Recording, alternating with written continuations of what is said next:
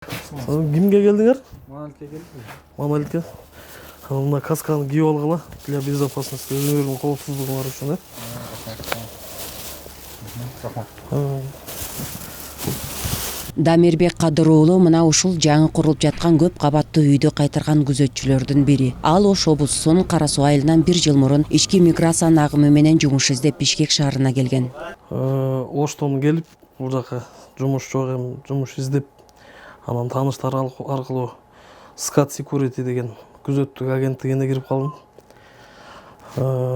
Ихлас строительный компаниясына кайтарабыз объектилерин.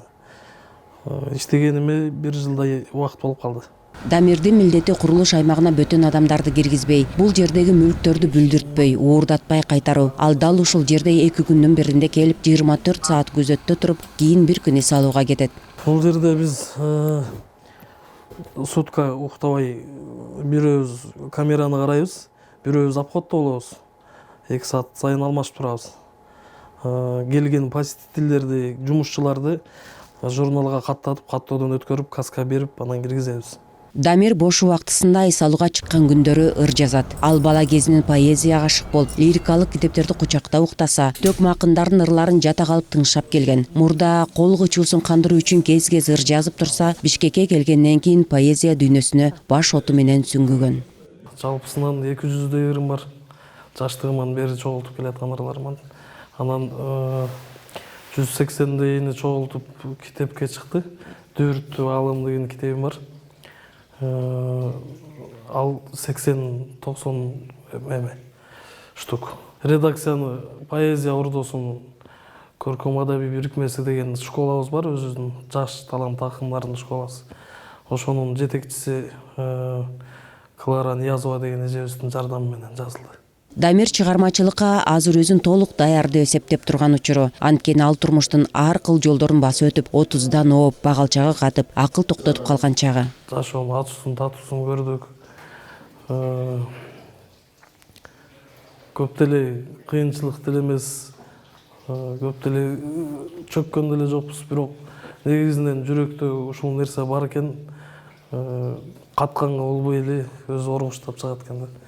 Ата эне жалгыз калып, кароосуз каарыганда, Аллахка жалбарышып, жашоодон наалыганда, аргасыз көк асмандан нөшөрлөп жамгыр төгөт, адамдык качып элден, пейилдер таарыганда.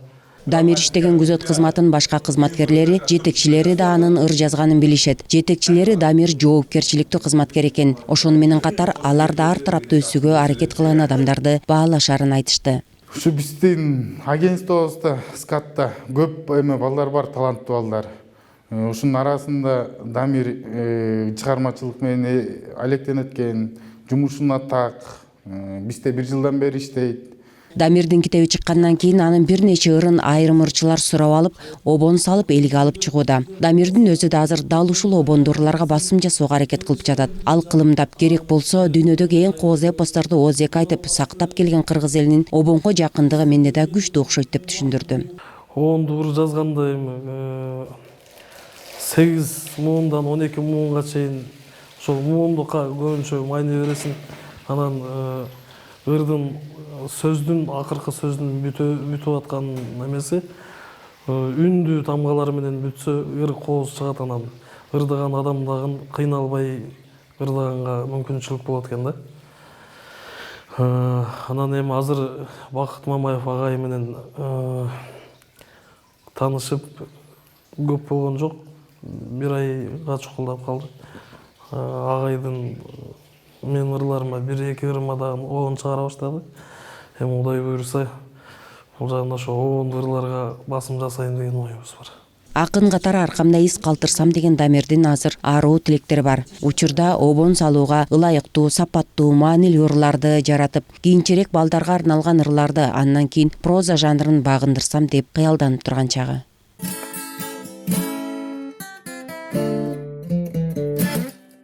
Дамир Кадыр Барктарыңда обону Бакыт Мамаевка таандык. Көрбөдүм көздөн аккан жаштарыңды, көңүлдү кордоп тепсе баштадыңбы көргөзбөй уя салып жан дүйнөмө